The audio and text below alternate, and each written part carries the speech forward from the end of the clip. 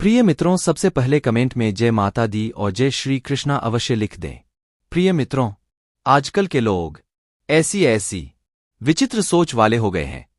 अगर किसी के सर पर हवस का भूत चढ़ जा रहा है तो वह लोग यह भूल जा रहे हैं कि हमारा रिश्ता क्या है, हमारी उम्र क्या है, क्या हम जो कर रहे हैं वो ठीक कर रहे हैं या खराब कर रहे हैं।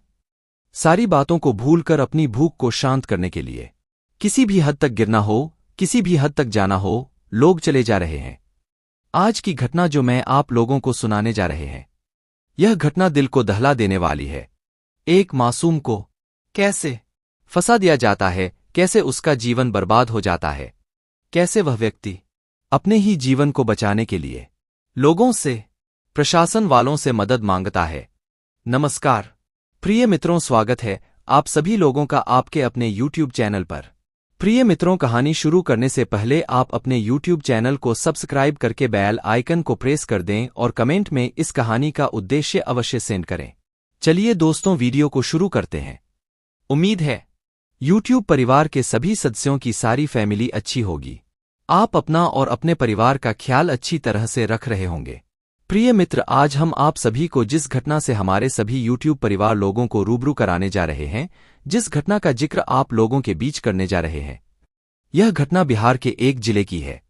बिहार में एक लड़का रहता है जिसकी उम्र 14 से 15 वर्ष रहती है। उस लड़के का नाम प्रियांशु होता है। प्रियांशु के माता पिता और प्रियांशु घर में 3 लोगों का परिवार रहता है।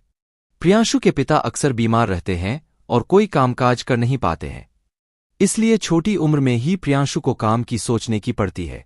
आखिरकार घर चलाने के लिए इस जमाने में रुपए पैसे की बहुत ज्यादा जरूरत है और प्रियांशु यह सोचता है कि घर पर रहकर तो ऐसा हो नहीं सकता है। पिताजी की दवा की मां के घर खर्च की कैसे आखिर काम चलेगा। इसलिए जो प्रियांशु नाम का लड़का रहता है वह निकलता है कमाने के लिए और जाता कहाँ है? चेन्नई जाता है। कंपनी में उसकी जॉब लग जाती है। कंपनी में नौकरी करने लगता है।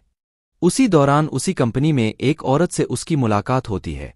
उस औरत की उम्र लगभग 35 वर्ष रहती है। उसका नाम मोहिनी होता। जो प्रियांशु रहता है वह कामकाज बहुत कामकाजी लड़का रहता है। कामकाज आगे बढ़कर करता है तो मोहिनी रहती है। एक दिन उसको बड़े ध्यान से देखती है।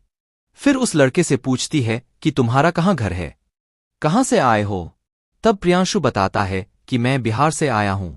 वह औरत कहती है कि ऐसा है कि मेरा भी घर बिहार है। ऐसा है कि तुम आज से हमें अपनी चाची समझो।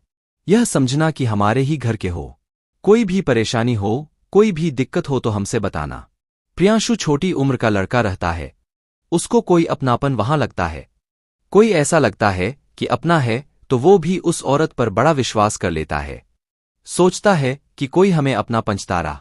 वह बड़ा खुश होता है कि इस वीरान शहर में जहां कोई अपना नहीं है, वहां पर अगर कोई कह रहा है कि हमें अपनी चाची समझो तो बड़ी अच्छी बात है।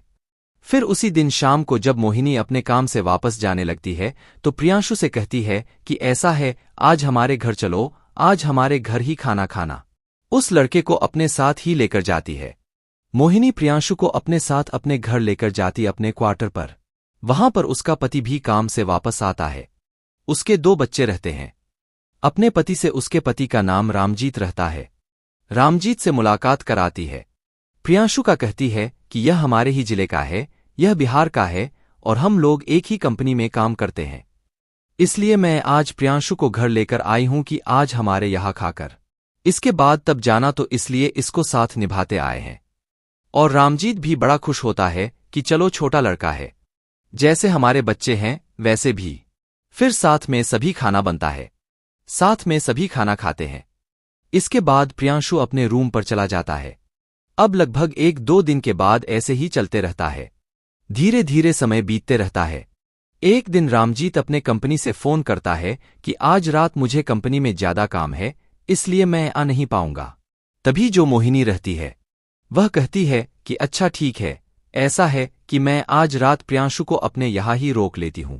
उसको कंपनी से अपने साथ लिवाकर जा रही हूं। अपने घर ही रोक लूंगी क्योंकि बच्चे भी अकेले हैं, हम भी अकेले हैं और प्रियांशु को भी रोक लूंगी तो थोड़ा अच्छा लगेगा। रामजीत कहता है कि ठीक है। इसके बाद वह जो मोहिनी नाम की महिला रहती है वह प्रियांशु को अपने साथ घर ले आती है। खाना बनाती है, अपने बच्चों के साथ बैठकर सभी लोग खाना खाते हैं। इसके बाद प्रियांशु को एक कमरे में बिस्तर लगाकर सुला देती है। अपने अपने बच्चों के साथ सोने चली जाती। लगभग रात के 11-12 बजते हैं। तब जो मोहिनी रहती है वह आती है जहां प्रियांशु सोया रहता है। आती है, उसके हाथ पैर को सहलाने लगती है, उसके शरीर पर हाथ को फेरने लगती है। प्रियांशु चौंक कर उठ के बैठ जाता है। कहता है, चाची यह क्या कर रही हो? फिर मोहिनी कहती है कि ऐसा है, चुपचाप लेटे रहो, मैं तुम्हें बहुत अच्छा लगेगा। इसके बाद अपनी हरकत जारी रखती है। वह औरत तो हवस की भूखी थी।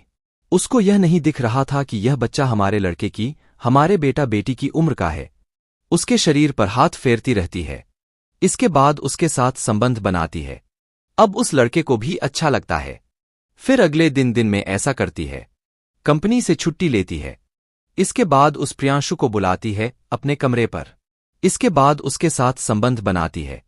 धीरे धीरे ऐसे कई दिनों तक चलता रहता है। कई दिनों के कई महीनों तक चलता रहा। इसके बाद एक दिन में ही प्रियांशु को अपने कमरे पर बुलाई और उससे संबंध बना ही रही होती है कि इतने में रामजीत अचानक से अपनी कंपनी से वापस आ जाता है और दोनों को देख लेता है। जब दोनों को देखता है तो उस समय धैर्य से काम लेता है, कुछ नहीं बोलता है। दोनों को पास बैठाता है, बुलाता है। मोहिनी से कहता है कि तुम तो समझदार हो, तुम्हारी तो उम्र इतनी हो गई है कि तुम्हें समझ में आ जाना चाहिए, और जो इस लड़के के साथ कर रही हो वह ठीक नहीं है। यह लड़का तो नादान है, नासमझ है, बच्चा है। बाकी तुम तो समझदार थी, तुमको तो ऐसा नहीं करना चाहिए था। बाकी उस लड़के से भी कहता है कि बेटा तुमसे जो गलती हुई है उस गलती को दोबारा मत करना, क्योंकि तुम्हारी जिंदगी खराब हो जाएगी, तुम्हारा भविष्य खराब हो जाएगा। उस लड़के को भी समझाता है और मोहिनी को भी समझाता है। फिर वहां से वह लड़का प्रियांशु चला जाता है अपने कमरे पर। धीरे धीरे 2-4 दिन बीतते हैं। फिर अब जिसको जिस चीज की लत लग चुकी हो उसे वह कहाँ मानता है। प्रियांशु फिर एक दिन रात में चुपके से आता है। फिर मोहिनी उसके साथ संबंध बना रही होती, तब तक रामजीत की नींद खुलती है। रामजीत देखता है। जब कृति देखता है तो समझ जाता है कि यह तो मानेगी नहीं। फिर मोहिनी से बात करता है। कहता है कि तुम या तो मान जाओ, नहीं तो मैं तुमको छोड़कर चला जाऊंगा। मोनिका ही ठीक है, तुमको जाना है, तुम्हारे बच्चे हैं, तुम अपने बच्चों को लेकर जा सकते हो, मैं तो इसी के साथ रहूंगी। रामजीत गुस्से में अगले दिन अपने बच्चों को उठाता है और चेन्नई से सीधे बिहार चला आता है। अब चेन्नई में मोहिनी बस्ती और प्रियांशु अब दोनों एक ही साथ एक ही कमरे पर रहने लगते हैं। धीरे धीरे समय गुजरने लगता है। अब प्रियांशु को भी मोहिनी के साथ अच्छा लगता है रहना, और मोहिनी को तो खैर अच्छा लग रहा था। अब धीरे धीरे जब समय बीता तो मोहिनी प्रेशर डालने लगी, प्रियांशु की तुम मुझसे शादी करो। वो लड़का कहता है कि अभी मैं 14 से 15 वर्ष का हूं, मैं विवाह करूंगा, मेरे माता पिता इसकी सहमति नहीं देंगे, वो लोग अभी मेरा विवाह नहीं करेंगे, और अभी तुम्हारे जैसी औरत से तुम तो बड़ी उम्र की हो। इसके बाद जो मोहिनी रहती है आग बबूला हो जाती है। कहती है कि इतने दिनों से तुम हमारे साथ शारीरिक संबंध में हो, इसलिए विवाह तो तुम्हें हमी से करना पड़ेगा। वो लड़का नाना कितना ही कहता है, बाकी मोहिनी नहीं मानती है। मोहिनी हमेशा उस पर दबाव बनाती रहती है। अब इस बात से प्रियांशु बड़ा परेशान हो जाता है। उसके समझ में नहीं आता है कि आखिर इसके चंगुल से मैं निकलूंगा कैसे, आखिर यहां से मैं बाहर कैसे जाऊंगा, आखिर मेरा क्या होगा, यही सोचता समझता रहता है। तब तक उसके दिमाग में पता नहीं कहां से ऊटपटांग ख्याल आता है। एक दिन मोहिनी अपनी कंपनी पर चली जाती है और दिन में ही प्रियांशु एक धारदार चाकू खरीद के लाता है और बिस्तर के नीचे छिपा देता है। शाम को मोहिनी रोज की तरह आती है, खाना बनाती है, दोनों खाते हैं। इसके बाद सोने चले जाते हैं। जब सोने जाते हैं तो रोज की तरह मोहिनी फिर से प्रियांशु के साथ संबंध बनाना शुरू करती है।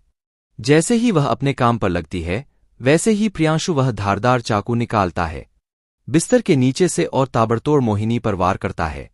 मोहिनी वहीं अपने प्राण त्याग देती है। अब वह जो लड़का था प्रियांशु, उसके समझ में नहीं आता है कि आखिर अब मैं क्या करूं। वह बाहर निकलता है कमरे से और अपने कमरे पर भागकर चला जाता है। इसके बाद जब सुबह होती है तो दरवाजा खुला हुआ। कुछ आस पड़ोस के लोग जब मोहिनी के कमरे में जाते हैं, देखते हैं दरवाजा खुला है। जब कमरे में जाते हैं तो देखते हैं कि मोहिनी मरी हुई पड़ी है, उसको किसी ने मार डाला। अब यह बात पुलिस तक पहुंचती है। जब वहां पुलिस आती है, इसके बाद रामजीत को कॉल होता है। फिर रामजीत को बुलाया जाता है क्योंकि उसकी पत्नी थी मोहिनी। रामजीत सारी बात पुलिस को बताता है कि कैसे कैसे मोहिनी के साथ क्या हुआ था, कैसे मोहिनी से वह दूर चला गया। मोहिनी एक लड़के से प्रेम प्रसंग में थी, इसीलिए मैं इसको छोड़कर चला गया था। फिर जब रामजीत बताता है तो प्रियांशु को पुलिस पकड़ती है। जब प्रियांशु को पुलिस पकड़ती है तो कुछ बोलने की जरूरत ही नहीं पड़ती है। डर के मारे प्रियांशु सारी बात बता देता है कि कैसे वह अपने चंगुल में मोहिनी को फंसाती है। इसके बाद हमको शादी का बात बार बार कहकर प्रेशर हमको देती रहती है, हमको दिमागी रूप से डिस्टर्ब करती थी। मैं परेशान हो गया था, इसलिए मैं उसकी हत्या कर दिया। मैंने ही इसको मारा है, चाकू से गोद कर। तो वह लड़का अब सरकार से प्रशासन वालों से मदद की गुहार करता है। बाकी उसको बाल सुधार गृह भेज दिया जाता है। आखिर इसमें उस लड़के का क्या दोष था? वह तो अपने माता पिता के लिए कमाने के लिए उनके खर्च को देखने के लिए शहर में गया कमाने। बाकी ऐसी औरत के चंगुल में फंसा कि वह औरत उसकी जिंदगी तो खराब की, अपनी भी जान से हाथ धोना पड़ा, अपने भी परिवार को अस्त व्यस्त कर दी, अपने ही बाल बच्चों को दूर कर दी। तो ऐसी ऐसी घटनाएं हम लोगों के बीच घटती रहती हैं। आप लोगों की क्या राय है? आप लोग कमेंट सेक्शन में जरूर बताइएगा। और इन घटनाओं को सुनाने का मेरा तात्पर्य यह नहीं है कि किसी की भावनाओं को ठेस पहुंचाई जाए, बल्कि बस इसलिए कि लोगों को जागरूक किया जाए, लोगों तक इस घटना को पहुंचाई जाए। तो आप लोगों की क्या राय है? आप लोग जरूर बताइएगा। मैं भी उम्मीद करती हूं कि आप लोग इन घटनाओं को आप लोग शेयर करते रहिए और शेयर करेंगे, तभी ये घटनाएं और लोगों तक पहुंचेगी। तो आप लोगों से यही उम्मीद है, यही अपेक्षा है कि आप लोग इस घटना को ज्यादा से ज्यादा शेयर करेंगे।